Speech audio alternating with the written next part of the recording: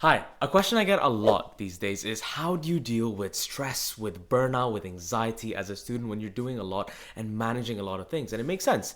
They're asking me because they see that I'm a med student, they see that I'm making videos, that I'm building this channel, building this community, and side by side working on part-time jobs. And I'll definitely give you a full breakdown of what to do, how to think, how I act when I'm stressed, when I'm feeling like burnout. But the first major thing to understand is that stress is a good thing. It is your body's natural reaction to difficulty. And difficulty isn't bad. It just means that you're working towards something that's outside your comfort zone that is bigger than yourself. The problem that I see a lot is that people define normal as good. Normal is normal. Normal is average. If you want to do normal things like your friends, never have to stress, never have to sacrifice, then you can't also expect extraordinary results and rewards. We can't hope to achieve a different outcome than everyone else and have the same views, the same behaviors, the same ways of living life as everyone else. So if you have next level ambitions, then stress should be expected. Now, managing it is the thing that we can get better at. It's a learned skill. When you feel stressed, you don't actually need to behave stressfully. Think of yourself as this insulated coffee mug. Regardless of the outside, the inside stays the same. And regardless of the inside, the outside stays the same. Why? Because between them is air. There's space. And in that space, you separate yourself from the stressful situation and think, number one, I feel dash thing. For me, I know my head gets heavy when I feel stressed. So what do you feel? Step two, what is the cause that I've chosen to say is bad? What am I labeling as bad? Can I change it? Chances are you can't. Today was a really bad day, work was tough, there's a lot to do, there's so much piling on and I don't have enough time. These are the stressful thoughts. But in that space, you can step away, look at these thoughts and realize, okay, well, I am overwhelmed, but thoughts are just thoughts. They're caused by stressful feelings, which are chemicals there just to keep you alive, not to help you push and succeed. So, cool down for a second. I think about the law of large numbers. If you have 365 days in a year and you do the same thing every single day, there's gonna be days in the top 10% and there's gonna be days in the bottom 10%. Today was just a bottom 10% day. And this bottom 10% day happens every 10 days, 3 times a month, almost once a week. Which means most of our life, we don't need to make some huge change to avoid the stress. It's usually just readjusting your course a little bit and planning what you have to do now with the time that you have. Because at the end of the day, all you can really control is your strategy and your work input, right? Again, to have the expectation that the work that you're doing that's gonna make you get to the top of your field, make you be ultra successful is gonna be easy. To think that it's not going to cause you stress, to think that it's not going to cause you difficulty is ridiculous. So again, if I feel stressed, firstly, is it actually stressful? Insulated mug, air, space. What am I thinking? I'm thinking, what's causing this stress? Can I change it? What if the stress is normal? What if this is good? What if it's just a bottom 10% day? Now, how do we adjust? Let's move forward. If you have meaning, stress feels powerful. The last part of this is to understand that the best people out there not only manage stress, not only expect it, but use it to their benefit. And I think that this quote really summarizes it well. Go after what it is that creates meaning in your life, and then trust yourself to handle the stress that follows. Let me explain that with a story. Yesterday, I was in a stuffy room with 30 or so med students waiting before we were gonna do the hardest exams that we've probably ever done. OSCEs. 16 stations with examiners and actors that are there. They're gonna throw any situation at us and we basically have to react as a doctor does, and every single step, every single thing that we are doing is being judged. And if you think about it, it's pretty intense. And what I realized when I was sitting there looking at everyone is that this is insane. The average person would literally crumble with the overthinking, the fear, the anxiety, the stress of having to deal with any situation that they throw at you, at constantly being judged, every single movement of yours being monitored and overanalyzed like this. Honestly, it would break most people, but not most medics. I looked around at my friends and I realized that, you know what, there is this stress, we're nervous acutely, but none of us are like stressed out of our mind, we're all chilling, like there's no burnout situation that's happening, and there's a reason.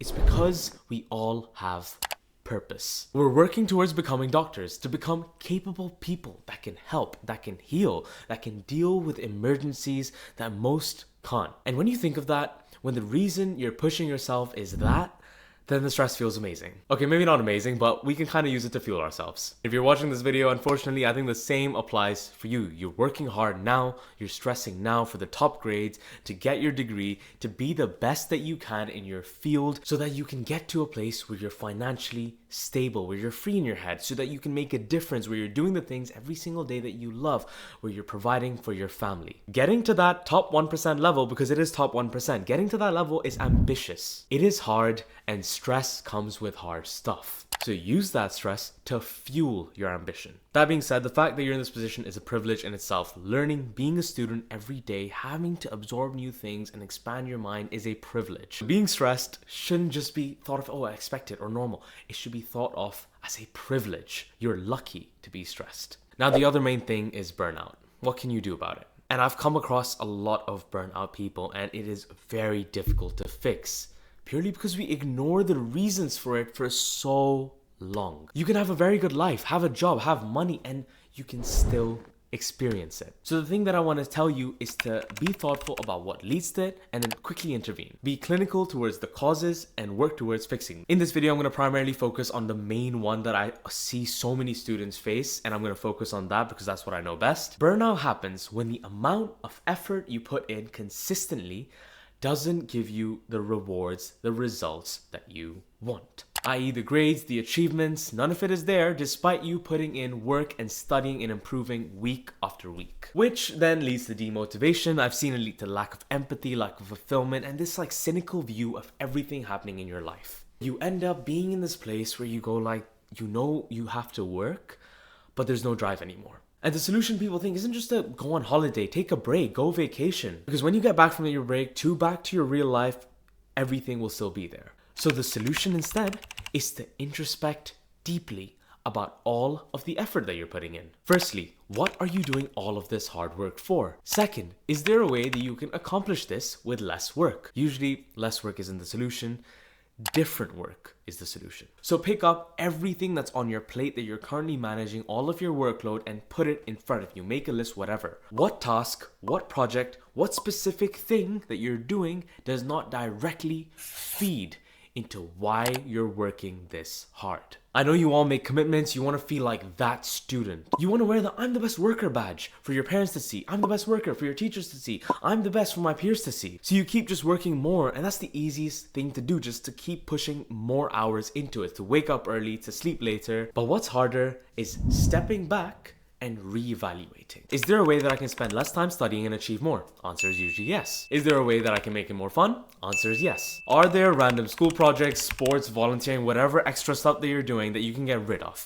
Answer is usually yes. If it isn't aligning with that specific goal, then get rid of it. Doesn't matter if you're stepping on toes, pissing people off, you need to reprioritize. Because if you're not getting any results, either your strategy is messed up or you're putting on too much on your shoulders and you're just wasting too much time. I know it's harder said than done, and I've just given you step one of how to kind of work towards solving burnout. I speak to a lot of my friends about this, a lot of my mentees that I mentor over email and things like that, and we have long discussions about this sort of stuff. So if you want, I can make a full guide if that would be helpful.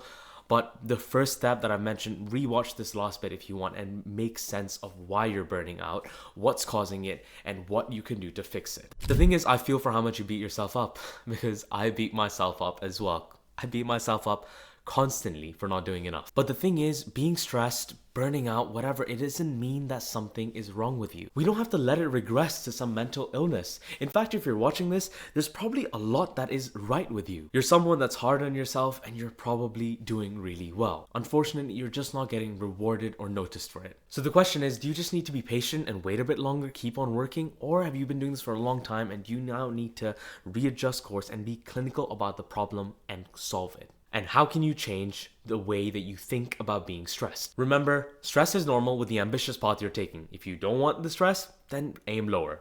None of you will, I know. So expect it. In fact, if you feel stressed, good. you've climbed a couple rungs on the ladder, and as Alex Hormozy says, let your lungs adjust to the altitude. All of the stuff that I said is what is important, because even after you take that break, you will come back to the same issues to solve the issues at the core. I actually would love to create a full guide on dealing with stress, burnout, all of the stuff that students face. I just didn't know if it would do well on YouTube. Let me know what you think. I'm pretty decent at counseling. My friends on it, I've talked through a lot of stuff with them, and this was just a brief summary of what I think and what I know you should do, and I can definitely expand on it. But anyways, if you enjoyed this video, please let me know in the comments. Leave a like, spam the comments, check my Insta out, do all the usual stuff, and I will see you in the next one.